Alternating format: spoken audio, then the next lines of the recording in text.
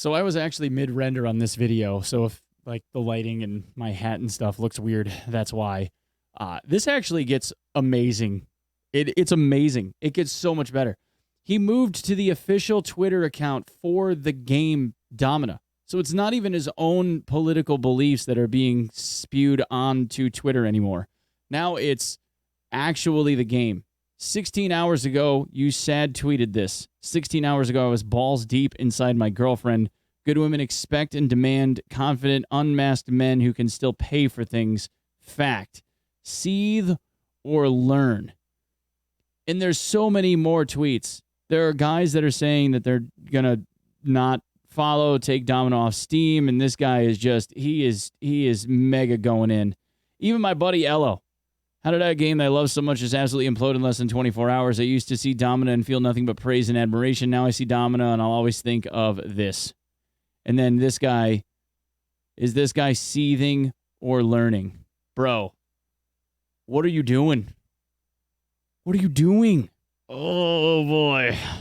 Is a video game developer allowed to be political? Is a video game dev supposed to, or should they be allowed to share their own personal beliefs and thoughts inside of things like game patch notes? All these questions and more, things that we get to explore in today's Newsy News. Sorry, I meant Newsy News.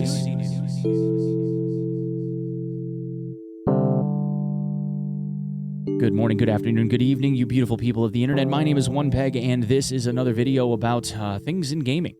Figure once a week or so, we're going to do some video game, I guess, community-style updates where we talk about just weird things that are going on. So the question of the day is, should a game developer be allowed to, or should they ever be putting in their patch notes things that are political in nature, if you want to think about it that way? See, the personal beliefs of game devs, at least in my opinion, should kind of be kept to things like, I don't know, maybe their own personal Twitter pages. Far be it from me to say whether somebody should or shouldn't be sharing their own opinion on what they think is right or how they think people should be living their lives. Personally, I'd rather not be preachy about whether or not I think someone else should be doing anything. I've always been someone that ascribed to the idea that you should mind your own damn business and just let people live the lives that they want to live if they're not harming anyone. But let's leave it to a guy like this. Big Nick. I don't want to see or hear Justin Trudeau anymore. Stop spreading his messages, collaborators. Cut ties with anybody who points a camera at him. Stop investing energy with employees of the CBC. Unfriend, unfollow. No more pearls for swine. We need you, soldier. Harden. Now, Big Nick has gone on to do a whole lot more things. This will make sense in a second. Even gone so far as to make a compilation video of Justin Trudeau making a 15-minute speech last year, and then every moment that he said or taking the time to make a montage of every time that he buffered his speech seems a little strange. And this video that I'm not going to play for you anytime ever is a compilation video that's 3.5 minutes long of people running over crowds of protesters in their car because they wouldn't get out of the way. Whether or not any one of those moments in time was justified by the person in the car is irrelevant to the fact that you're showing a highlight reel of people getting run over. It's kind of weird, bro. The question that I posited at the beginning is, should a game dev be making political statements inside of the games that they're developing?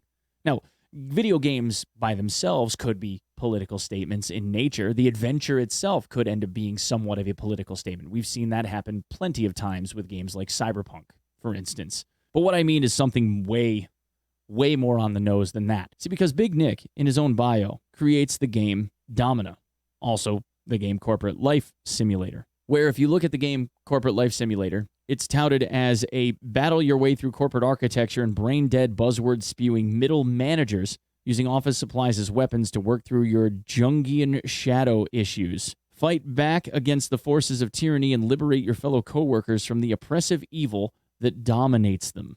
Where you're murdering other people in a video game with office supplies. And then the game Domina, which, based on its own trailer, is a game where you build, create, and manage your own dominus and have your gladiators fight other people's gladiators or AI gladiators and animals to see who's going to be the strongest of all of them in ancient Rome, chock full of brutality. And yet at the same time, the head of and sole developer of Dolphin Barn Studios has made extreme levels extreme levels of what I can only describe as, I guess, evangelical kookery. Let's go back to May of 2021. Some men still won't fight. They're weak. There's no accounting for weak men. Weak men lack character. Strong moral fiber is hard to come by. Okay, all right. It's earned through hard work and sacrifice and cannot be had via OnlyFans or Pornhub. What? No, those effing things are demonic possessions waiting to show you a succubus titty in the hopes you'll waste a load on her instead of spending that energy studying how to weld or grow a potato or learning a new language or how to program a computer. Okay? Listen, kids, get off them porn tubes and do something. Listen, kids, get off of them porn tubes and do something with your life because no one's going to give you a goddamn thing. And this whole mess we call civilization is only getting harder. We need solutions and we need smart men, not people, but men, who can work hard and implement those solutions. Masturbating to e-girls isn't going to solve the energy crisis, is it? Get to work. No, but hey, not for nothing, bro, but, positive endorphins, dopamine, that kind of stuff, those kind of, how about post-nut clarity, bro? You ever hear of post-nut clarity? I mean, that could be something that could help a smart person deal with the energy crisis. I mean, not for nothing, dude, but sometimes a boy's got a fap. You know what I'm saying? Or play video games and have a relax and then get to work fresh tomorrow. I can't possibly know what's best for you in your individual situation. Except for that paragraph above where you told people what they're supposed to be doing in their individual situations. Really, don't let strangers on the internet tell you how to live your life. If you want to be told how to live your life, read the New Testament. The internet will only give you lies. Except, again, for the paragraph before where you are a stranger telling people how to live their life. What? And it gets weirder. It gets weirder. In a large update where they talked about adding tactical multiplayer in the Domina 1.3 beta update June 24th of 2021, just a month and a half later, no way John McAfee killed himself. Highly dubious. Highly effing dubious. John McAfee was the guy that said it was okay to bang a whale. Why is that in my patch notes? Nick, why? Why is it in my patch notes, Nick? He then goes on to try and tell people what the definition of a joke is, along with him saying a one-man dev team making a multiplayer game is a joke. Where's my laugh track button? Hold on, I got you.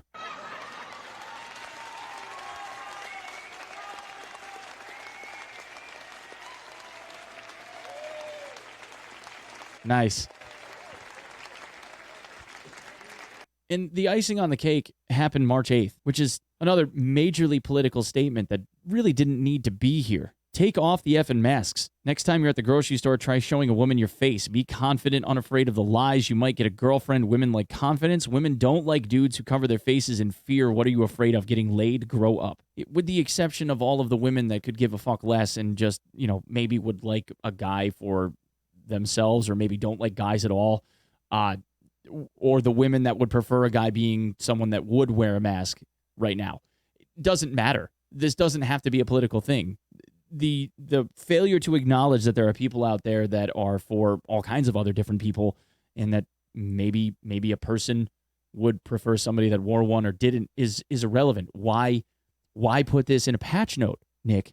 This is, of course, aside from the fact that this is against the Steam terms of service and you're not supposed to be putting things unrelated to the actual patch notes of the game in the patch notes and making statements like this that would otherwise be, polarizing.